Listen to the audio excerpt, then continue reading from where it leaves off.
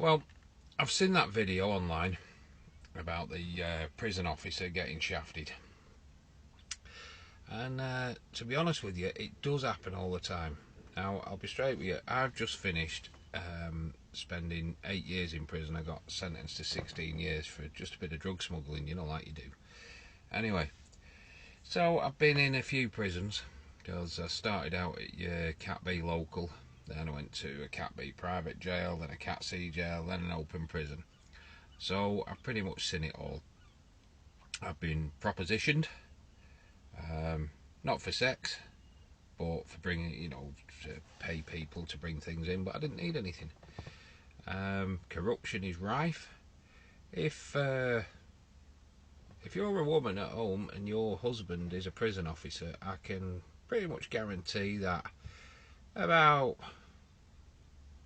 a third to half of the blokes are shagging the women screws in there, and a good third of the women are shagging the blokes. There's one of the prisoners I knew, and he'd been kicked out of 2 prisons for shagging prison officers and teachers. I think one of them, oh no, I think he shagged a nurse. Anyway, not important. So he got kicked out of a couple of prisons. He ended up in an open jail, and while he was there, he ended up shagging one of the women who worked in Employment Hub. He was also shagging this young screw. The thing is, they didn't video it, so it wasn't too bad. So basically, the civilian worker in the Employment Hub got shanghaied out of there. So she got kicked out. She lost her job.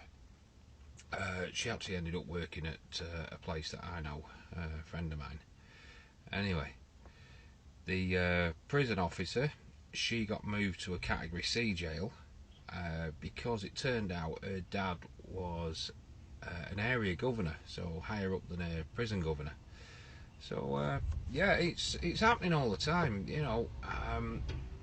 Some of the things what have happened to me while I was in there was they were, because I was in for drug offences. 30 kilos of cocaine I was caught with, and anyway, because they think, oh, you're this big time gangster and stuff like that, whereas at the end of the day, just a bloody lorry driver earning some extra money. But they check your file, so they're trying to get me to say, oh, you know, we'll get you, you know, a top of the range DVD player. We'll get you Freeview TV. We'll get you anything you want. We'll get you tobacco. We'll get you drugs. We'll get you a mobile phone. I'm like, I don't want anything, you know.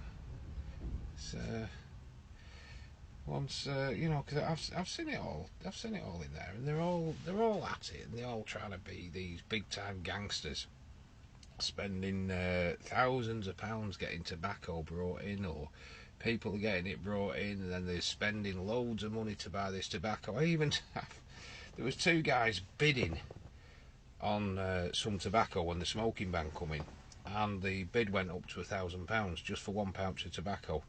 The best of it, neither of them smoked. They were just doing it to play the big man.